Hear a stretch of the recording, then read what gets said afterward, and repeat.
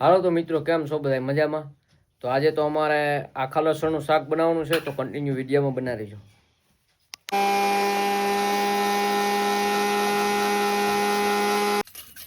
તો મિત્રો, ટમેટા ડુંગળીની ગ્રેવી કરી લીધી છે આપણે.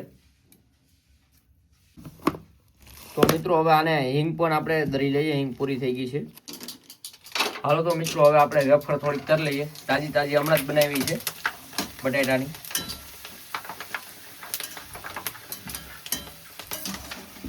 જો આ વેફર છે બટાટાની તાજી વેફર.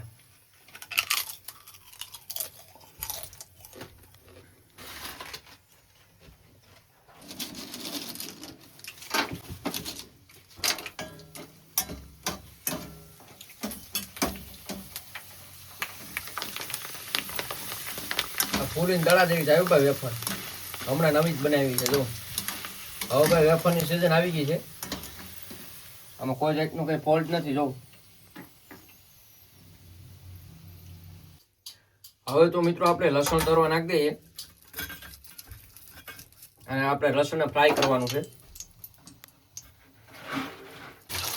તો મિત્રો, ફ્રાય કરવામાં આપણે ડુંગળી પણ સાથે નાખી છે. ડુંગળી પણ ભેગી તળી જવાની એટલે ફર્સ્ટ ક્લાસ તળી જાય. લસણ આપણે તરાઈ ગયું છે. ડુંગળીને 1-2 મિનિટ રહેવા દઈએ. તો મિત્રો, આપણે લસણ તરાઈ ગયું છે. હવે ડુંગળી એક જ બાકી રહી છે.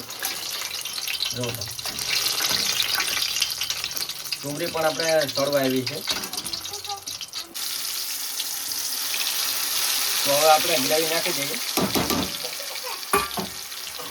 ને એક સાઈડમાં દાણા નાખી દઈએ આપણે. તો મિત્રો, હવે નાખી દઈએ આપણે નિમકમાં. પછી આવશે વઘાણી. આ છે વઘાણી. પછી આવશે લાલ મરચું. તો મિત્રો, હવે આપણે આવશે લાલ મરચું, એકદમ કાચમીરી ચટણીઓ. પછી આવશે હળદર. આ છે હળદર. તો બધું મિક્સ કરી ને આવામાં આપણા ગ્રેવી થોડીક વાર ચડવા દેવાની છે. હવે મિત્રો, તો આપણે લસણ ને ડુંગળી નાખી દઈએ. આ તરેલા હતા.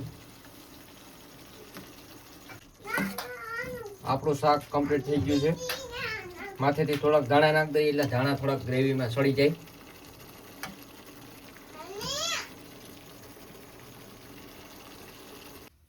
હાલો તો દોસ્તો, આ છે આપણે લસણનું શાક એકદમ બની અને તૈયાર થઈ ગયું છે.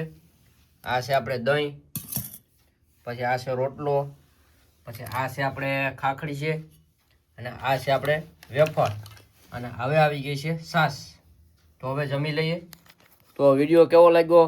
લાઈક, શેર અને ફોલો કરી દેજો રેસીપીના વિડીયો જોવા માટે, અને સબસ્ક્રાઈબ કરી દેજો. જય માતાજી, જય હુરાપુરા બાપા.